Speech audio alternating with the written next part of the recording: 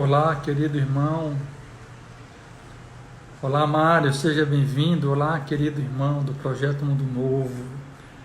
Seja bem-vindo à nossa live. Hoje, de forma particular, vamos estar mergulhando no tema da família. Família na pós-modernidade. Como é bom estarmos juntos. Como é bom estarmos juntos. Olá, Cristiane. Como vai você, querido irmão? Pedro, sejam muito bem-vindos nesta noite. Que alegria estarmos juntos. Quero já convidar a você para também, você que está entrando, não se esqueça de convidar, compartilhar com seus contatos e convide a outros irmãos a participarem conosco desse momento. Thalita, seja bem-vinda. Hoje o tema da nossa live é família na pós-modernidade. Quem vai estar conosco é a nossa irmã da Comunidade de Vida, a Josefa Alves. Daqui a pouco ela conecta. Deixa eu já chamá-la também. Acho que ela já está entrando. Enquanto isso, meu irmão, saiba que nós estamos unidos, podemos estar vivendo um período de pandemia, de isolamento social, mas nós não estamos sós. Somos uma família, somos um carisma, somos uma comunidade, somos uma família enquanto Projeto Mundo Novo. E essa é a nossa alegria e é a nossa certeza. Então, acolho cada um de vocês. Daqui a pouco nós estaremos aguardando também a nossa irmã Josefa para partilhar conosco e nos formar no tema família da pós-modernidade. Enquanto isso, vá clicando no aviãozinho, vá convidando, compartilhando com seus contatos para juntos vivermos esta experiência. Hoje vamos fazer a experiência dos nossos primeiros irmãos cristãos, que eles eram autênticas igrejas domésticas nas suas famílias. É isso que nós vamos mergulhar nesse dia de hoje com a Josefa. Mergulhar no tema da família na pós-modernidade, que é o tempo que nós vivemos. Tá? Então, mais uma vez, clica no aviãozinho, convida o seu irmão, compartilha, para daqui a pouco nós sermos inseridos nesta formação. Porque a evangelização não pode parar. Evangelizar para nós é anunciar e é formar. Hoje vamos ser formados.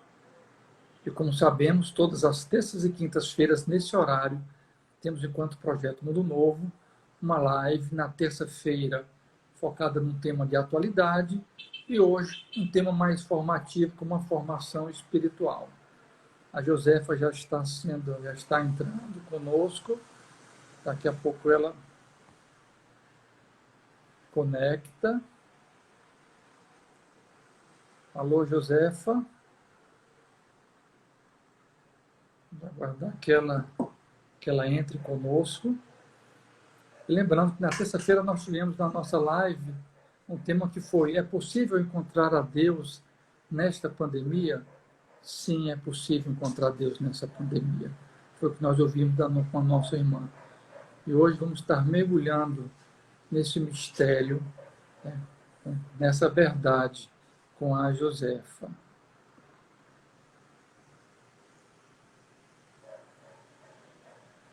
Alguém entrando, vamos ver se a Josefa já está conosco. Ainda não, enquanto ela entra. Então saiba que você não está só, estamos juntos nesse tempo, porque somos uma família. Somos uma família e essa verdade nos alcança.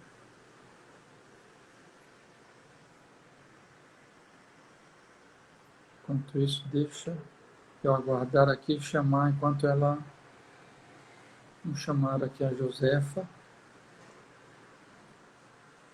Enquanto ela aceita.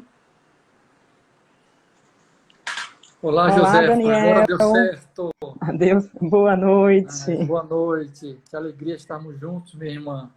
Acolho você. A alegria é toda minha de participar com vocês.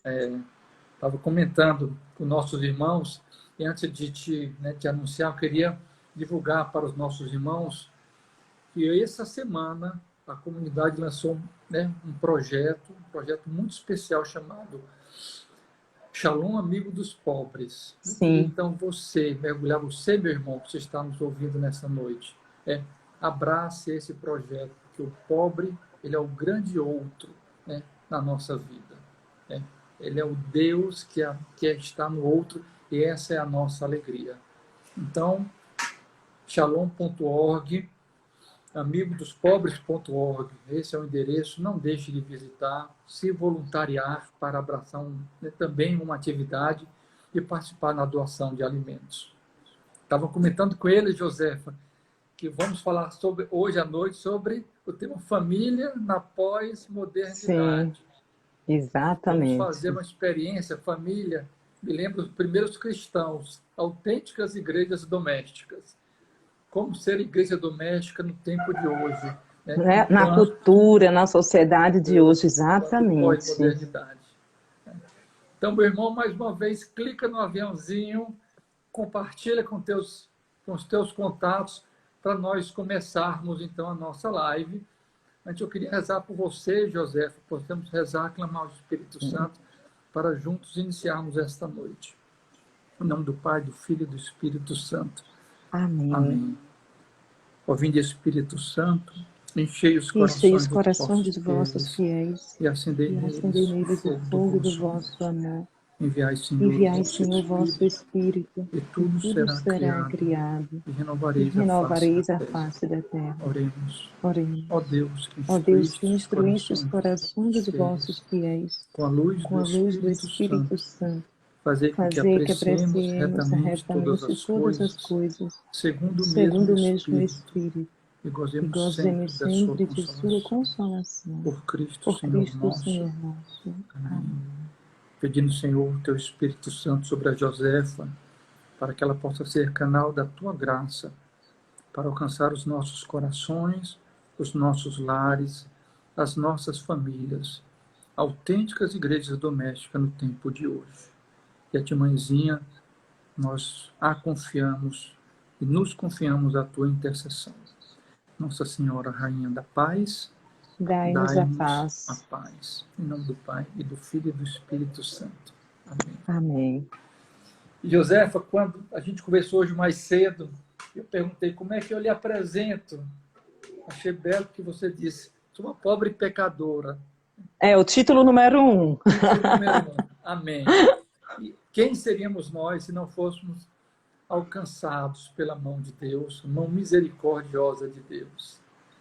Mas, queridos irmãos, a Josefa também é uma consagrada na comunidade de vida, coordenadora científica do Instituto Parresia, mestre em teologia, e uma irmã muito cara para nós enquanto comunidade. Então, lhe acolhemos com alegria para nós, né, mergulhar no tema da família na pós-modernidade. Eu queria primeiro começar com uma perguntinha para você, para abrir esse momento, Josefa. Tá joia.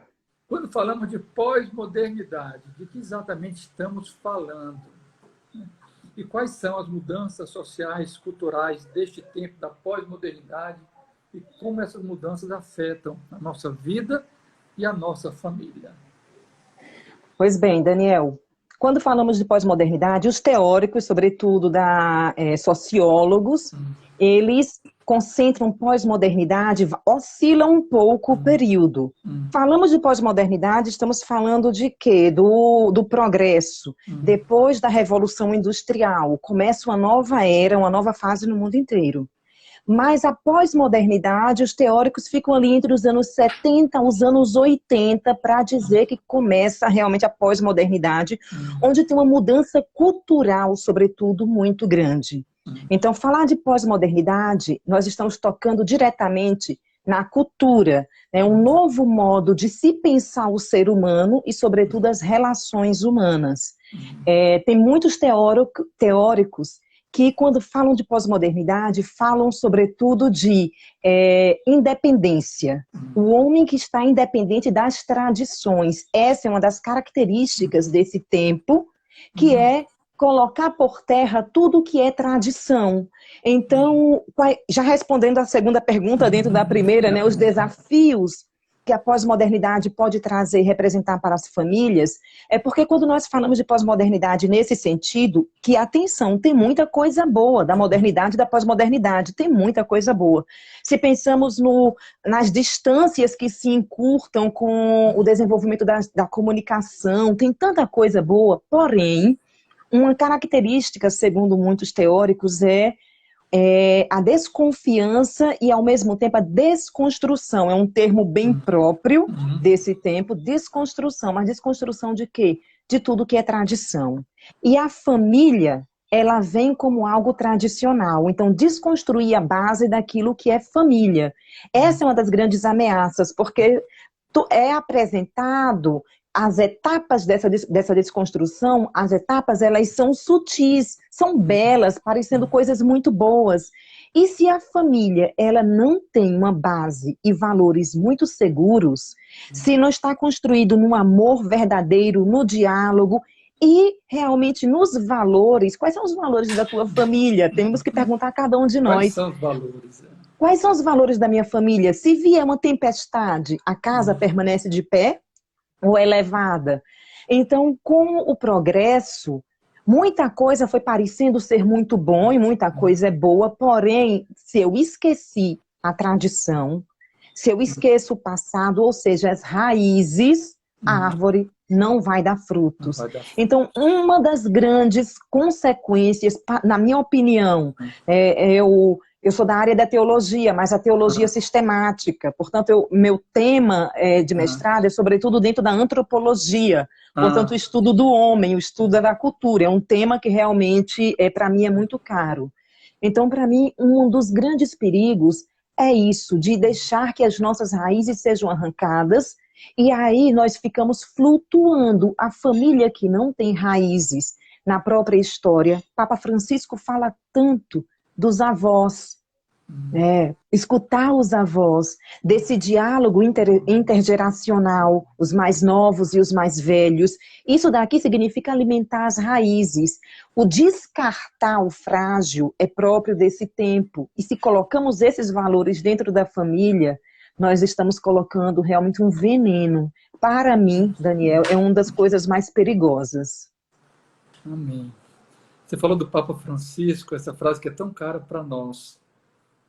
Há 2 anos atrás, quando estávamos na convenção, pedimos uma palavra para ele, um dos direcionamentos que ele nos deu foi: o diálogo entre gerações é promessa para o futuro. É promessa para o futuro, exatamente. Porque aí você vai lembrar sempre de quem você é, da sua história, das suas raízes, e você pode se projetar para o futuro, sabendo de onde veio. Mas se corta exatamente essa raiz, e se corta o que é próprio da pós-modernidade nesse sentido, a raiz com o eterno, o homem não sabe mais, então tirar Deus da cultura, da sociedade, então o homem cai também no esquecimento de si. Essa é uma frase do Bento XVI. Quando tiramos Deus da sociedade, nós levamos o homem ao esquecimento de si. E se ele não sabe quem ele é, de onde ele veio, qualquer caminho serve. E isso dentro da família é muito perigoso. Santo Agostinho nos dizia: tão longe, tão distante te procurei, dentro de mim te encontrei. Sim. A família, se nós olharmos, a família é o nosso, a célula-mãe. Queria fazer mais a célula da sociedade, né? A mãe, O ser família está ligado aos sentimentos entre os seus membros ou é algo mais profundo e objetivo? Antes de você responder, queria convidar você, meu irmão, que nos escuta, põe a sua pergunta também. Daqui a pouco você pode fazer essa pergunta, daqui a pouco eu puxo a sua pergunta e também você participa diretamente conosco. Mas o ser família está ligado ao sentimento entre os membros ou é algo mais profundo, Josefa? Pois é, hoje em dia, Daniel, tem muito essa concepção de que basta se amar, basta ter o sentimento que já é família de qualquer forma. Mas isso é uma mentira, é um engano muito grande. Primeira coisa, a família não é simplesmente o se dar bem. E família não é uma criação. A instituição familiar, como muitos às vezes se colocam contra os valores cristãos, não é uma criação da igreja. Deus deu esse dom para a humanidade e é interessante nós observarmos, estudando as outras culturas, mesmo culturas não cristãs, culturas milenares, nós vemos que, com relação à família, a sua visão e a sua imagem é a mesma. Por exemplo, se nós pegamos a cultura chinesa milenar, já Confúcio já dizia que é importante preservar aquele núcleo da família, o pai, a mãe e os filhos, para poder salvar a sociedade. Aristóteles também, se pegamos a cultura grega, portanto ali quinto, quarto século antes de Cristo, na cultura grega, na política, logo no início da política de Aristóteles, ele vai falar a mesma coisa, preservar a família, que é a união do homem e da mulher com seus filhos, e preservando a família, nós estamos dando bases seguras para a sociedade, para a polis. Então, assim, é importante saber que a constituição da família, ela já é o que é um dom de Deus em qualquer cultura, independente da religião. Então, não depende dos meus sentimentos para formar família. É uma constituição de um dom dado para a humanidade. E os sentimentos, se nós vamos pautar a família em sentimentos, isso é um perigo muito grande, Daniel. Porque, por exemplo, vocês que estão aí nos acompanhando, o que são os sentimentos? Se eu quero pautar algo tão sério e decisivo para a minha vida, não constituir uma família no sentimento, o sentimento ele muda. O sentimento depende do tempo e vai mudando e amadurecendo. O amor não é sentimento, simplesmente. O amor, ele amadurece, é uma decisão da vontade que me faz perseverar numa decisão e que eu vou refazendo essa escolha, portanto, é um ato de liberdade. Eu gosto de uma imagem, Daniel, quando vai falar de sentimentos, como a imagem de uma árvore. E os sentimentos eles são como as folhas da árvore. E uma árvore cheia de folhas, e folhas bonitas, mas se eu quero me alimentar das folhas, elas vão cair, não me alimentam. Eu preciso dos frutos. Então, os sentimentos, eles precisam amadurecer até se tornar frutos. Portanto, o sentimento como base constitutiva da família, na verdade, significa que eu vivo não de uma forma objetiva, eu vivo no subjetivismo. A realidade e a vida vai estar pautada no prazer. E isso é um perigo, é viver exatamente o hedonismo. Vivo pelo prazer.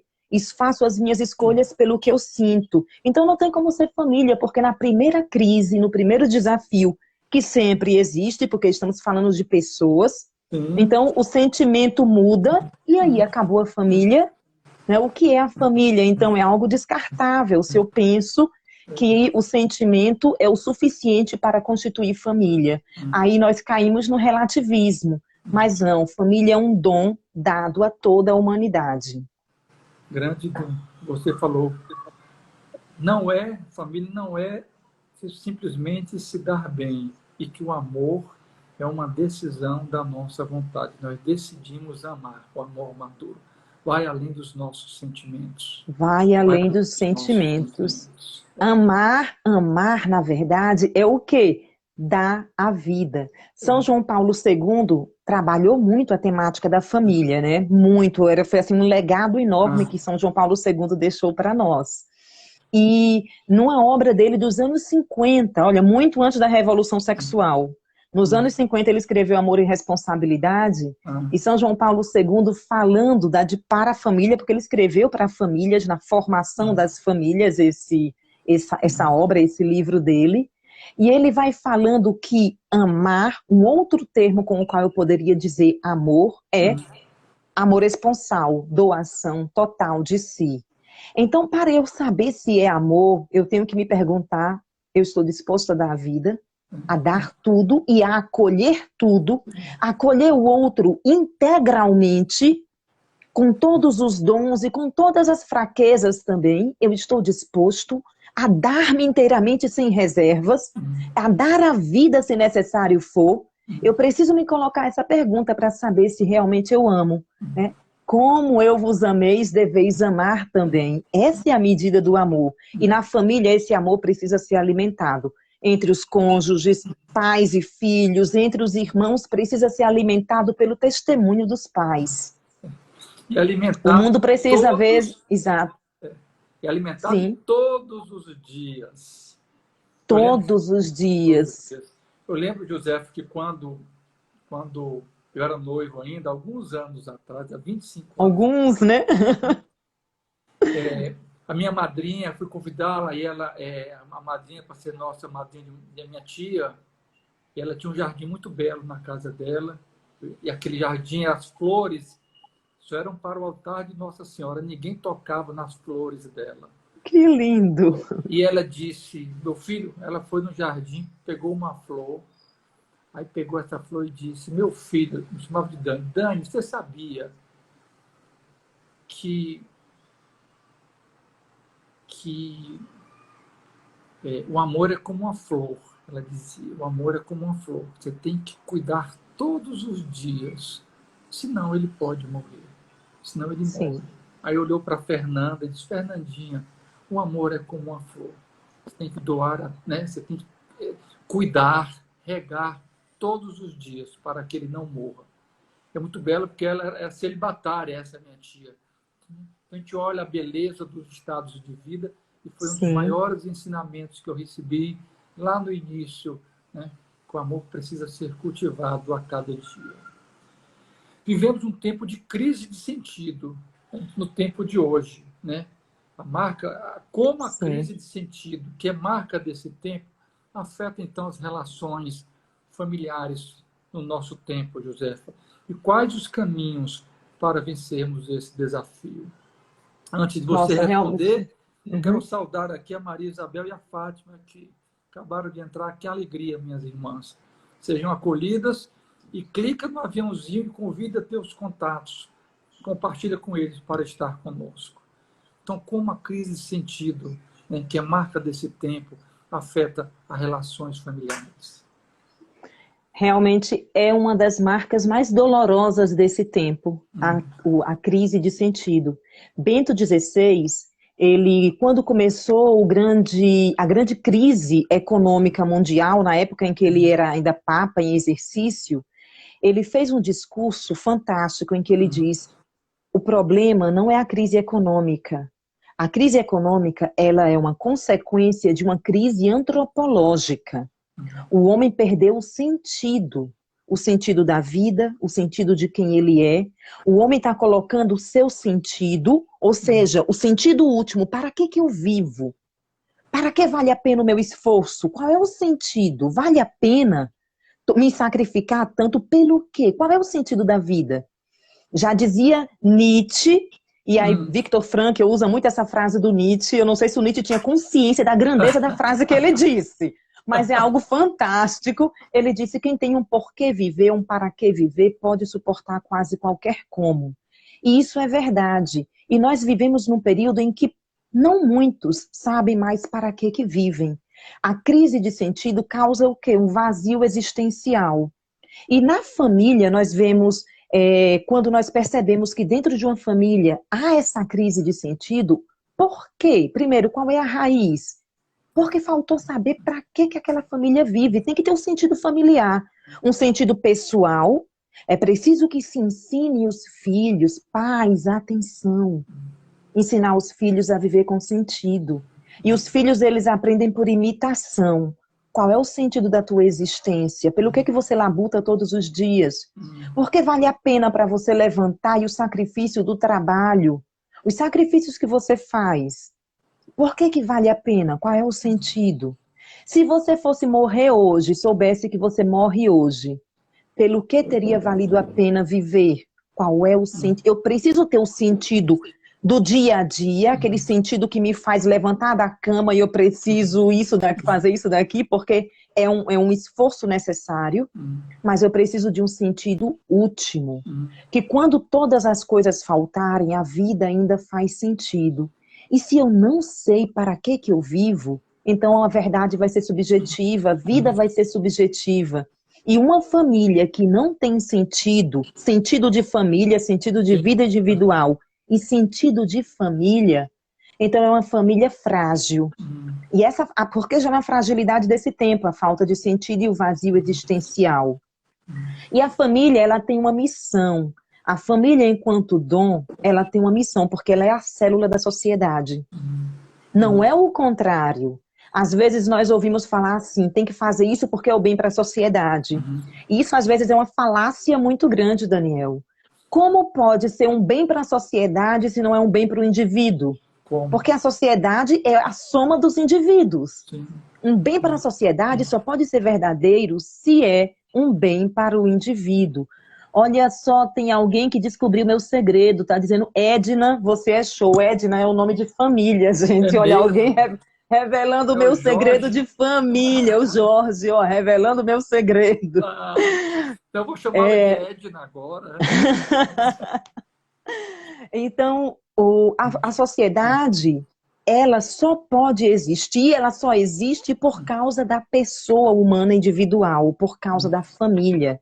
É preciso primeiro cuidar e curar a família. E se nós assim o fizermos, a gente vai curar os males da sociedade, as feridas da sociedade.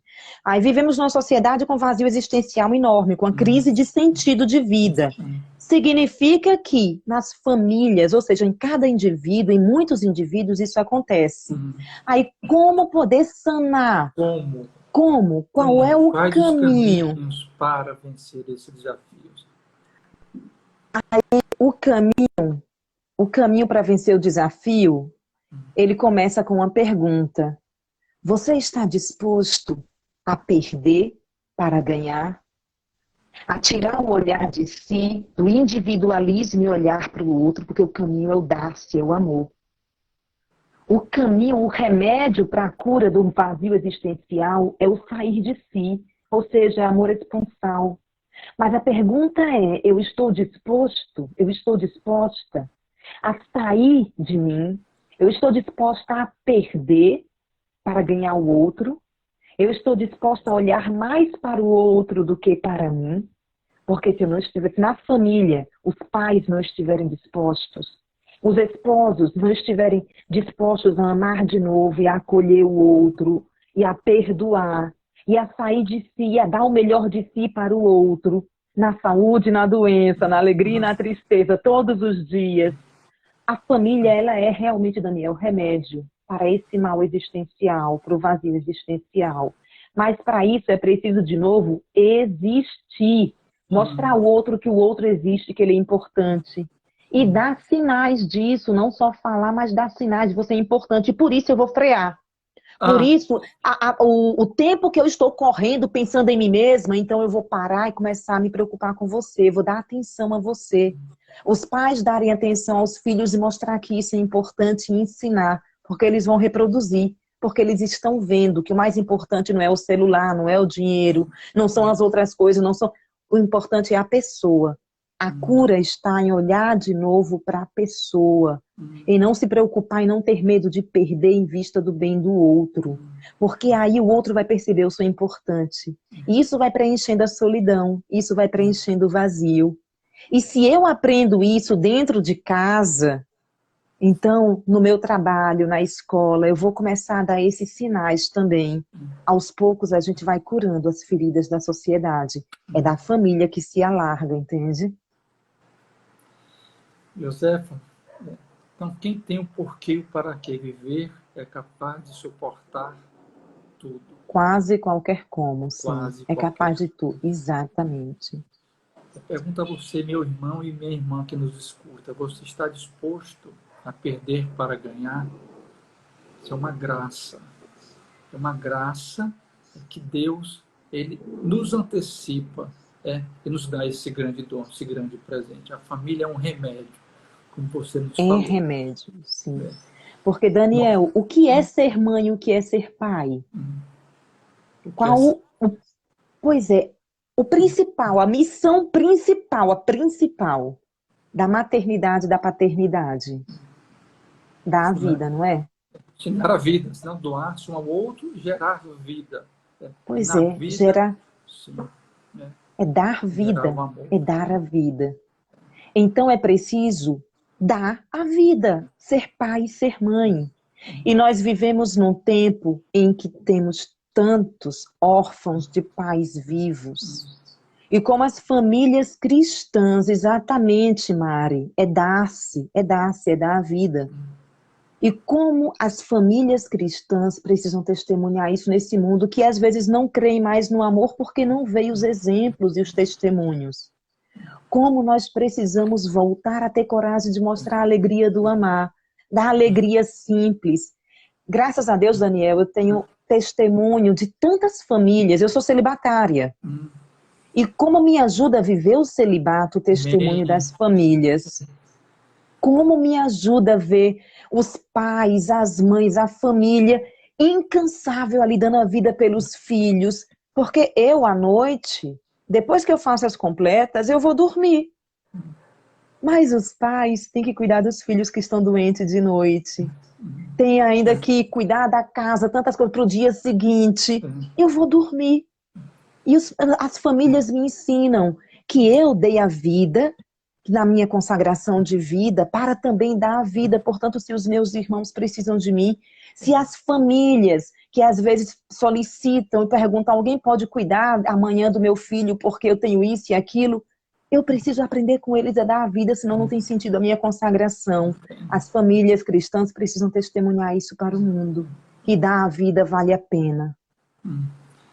Uma ocasião, eu escutei de uma irmã muito cara que ela disse, enquanto ela evangelizava, perguntaram a ela se Deus existe. Ela disse, a maior prova que Deus existe é você ter a vivência e tocar numa família cristã. Então, ela Sim. evangelizava no tocar numa família cristã. Eu achei aquilo muito belo. É o dar a vida. Uma outra ocasião, um sacerdote olhou para mim e disse, Daniel, o segredo do ser família, um ser família autêntica, é o diálogo e o perdão a cada dia. Sim. Sim. Estamos chegando no final, já estamos agora. Queria que você comentasse um pouquinho sobre o diálogo e o perdão no exercício do dar-se a cada dia na vivência familiar, Josefa. Sem perdão não tem como ter cura nas feridas da família. Não tem como ter. Mas e o que é perdoar? E a gente não tem como falar de perdão. Para entender o perdão tem que olhar para Jesus. E o que é o perdão? Primeira coisa é olhar o outro nos olhos. É olhar nos olhos e ver primeiro a pessoa.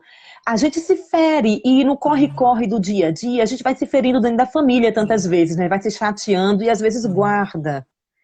Daniel, mas é fundamental olhar para o outro além das suas falhas. Olhar para a pessoa.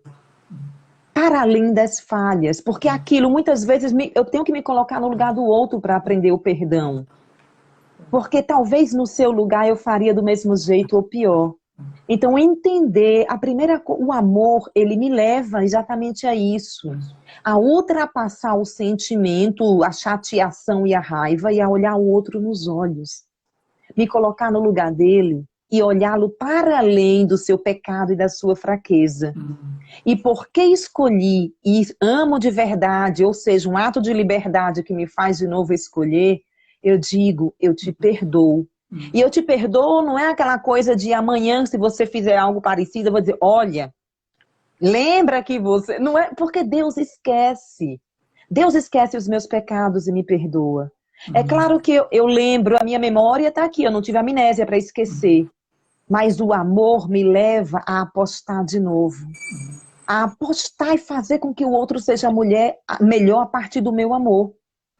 O outro vai ser melhor porque eu amo. O amor cura. Então, o diálogo, ele é fundamental para que haja perdão. Entender o outro. Se na hora, assim, se os temperamentos são fortes demais, então, calma. Porque na família a gente se conhece, sabe qual é o momento certo de conversar. Profundamente. Exatamente. Então, talvez assim, é melhor não conversar agora, espere um pouquinho e depois vai desarmado. mas vai desarmado a escutar o outro. E vai disposto a perdoar. E perdoa de verdade, e abraça e recomece todos os dias. Gente, isso é tão belo, porque isso alimenta o amor. Dialogar é fundamental. Dialogar o outro, mas dialogar significa escutar, não é dizer ao outro tudo que eu penso e querer que o outro faça como eu penso. Às vezes a gente pensa que dialoga, digo tudo o que eu penso e a última palavra é a minha. Não. E é muitas vezes saber, saber ter a humildade de saber e reconhecer que talvez a opinião do outro seja melhor que a minha. E a humildade de abraçar isso daí, essa nova decisão para a família, como se fosse minha, fazendo dela minha. Isso cresce, isso é fundamental. Para que haja realmente, para que o amor seja concreto, para que o amor cresça na família. Então, dialogar é escutar. Ou, como está dizendo aqui a Milena, ó, é levar o outro para o céu.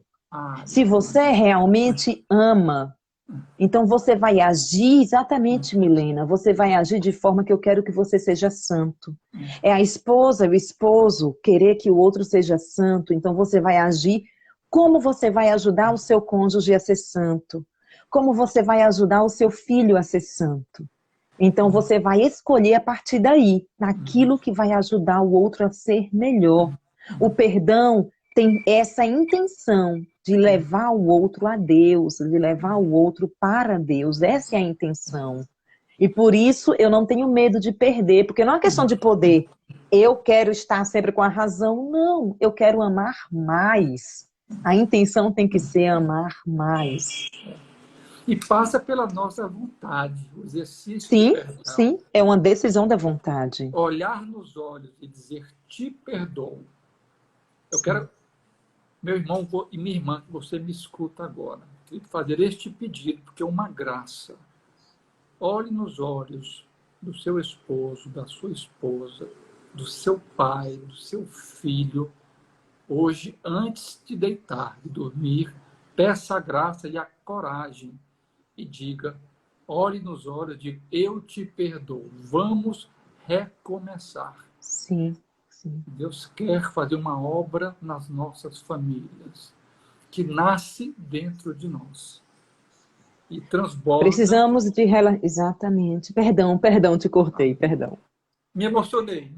Falar de família, me emocionei. Pois é, precisamos de cura, da graça de curar os nossos relacionamentos na família, Daniel. E é exatamente isso aí que você está dizendo, é olhar nos olhos. Toda noite façamos esse exercício. Eu te perdoo, que não se ponha o sol sobre a nossa ira. Amém. Aquilo que vivemos durante o dia, vamos dar o espaço, colocar ali o adubo do amor, do perdão, para que no outro dia a gente ame mais, é querer o céu para o outro. É difícil, né? Realmente é difícil, mas é isso, esse é o caminho. Sim, você, Thalita, tomou a decisão certa, bendito seja Deus. Ame, não tenha medo, não tenha medo. Josefa, passamos os minutinhos do nosso horário. Queria ainda abrir para você, se você tiver ainda alguns comentários adicionais ou finais, para a gente, então, fechando, e já na certeza que nós nos encontraremos outras vezes aqui nessa live. Eu quero aproveitar esses momentos finais, Daniel, para poder, já que estamos falando de família, família na pós-modernidade, nós aprofundamos esse tema. Tem um curso que o Instituto Parresia está lançando e o curso está começando amanhã. Então, na plataforma do Parresia, www.institutoparresia.org, o curso Família, Plano de Deus e Sua Missão no Mundo e na Igreja. E que tem exatamente essa aula sobre família na pós-modernidade. Nós vamos entender sobre as relações familiares. Então, é um curso fantástico com a doutora Silvia Lemos, com o Daniel Ramos, com o Elton Alves, né? Essa pobre pecadora aqui também que vos fala. Então, nessa primeira fase desse curso, realmente um material riquíssimo, porque nós precisamos ajudar realmente as nossas famílias a curar todas as feridas e a curar a sociedade. Então, eu peço a você também divulgue esse curso do Instituto Parresia. Se você puder, se inscreva e faça, porque ele foi preparado exatamente para esse auxílio, porque há uma necessidade, nós vemos uma necessidade nas famílias, e sobretudo na dimensão, todas as dimensões, no que falamos aqui, na educação. Meu Deus, ano passado veio um sociólogo, que eu gosto muito desse pensador, ele é um francês, Gilles Lipovetsky, e falando da família, ele diz, não podemos aceitar que nossas famílias eduquem os filhos como a sociedade está nos falando de educação, que é sedução. A educação virou sedução, ou seja, para seduzir, é para me amar, é para que eu... Não, educar é muitas vezes ter que dizer não, a família precisa ter coragem de dizer não, e dizer não muitas vezes é amar, é amar. Então, assim, minhas palavras finais ficam na divulgação desse curso, porque foi pensado exatamente por todos esses motivos que nós conversamos aqui. E, como você disse que vamos ainda nos encontrar, se Deus quiser, estou à disposição. Eu amei esse diálogo, esse bate-papo, Daniel. Obrigado, Josefa. Obrigado por sua doação, por sua vida. Obrigado ao Instituto Parresia. Nos encontramos, então, a partir de amanhã, no curso Família, Plano de Deus, na sua missão e na igreja. E queria as últimas palavras para você, meu querido irmão, minha querida irmã. Não deixe de fazer experiência hoje, na sua casa, olhar nos olhos e dizer para o seu cônjuge, para o seu filho, para o seu pai: eu te amo, vamos recomeçar, eu te perdoo. E possamos juntos trilhar este caminho, que é um caminho de graça. Somos pobres pecadores, mas alcançados pela graça de Deus. Amém. Amém. Amém. Um abraço para todo mundo que está mandando mensagem aí, a Thalita, a Lara, a Emanuele. Deus abençoe todos vocês, a Milena. Deus abençoe, gente. E nos encontramos todas as terças e quintas-feiras aqui neste mesmo horário para partilharmos e crescermos juntos, no nosso caminho de santidade. Deus os abençoe. Deus abençoe, Josefa, e a sua missão. Você também. Você e sua família e sua missão, Daniel. Amém. Shalom. Shalom.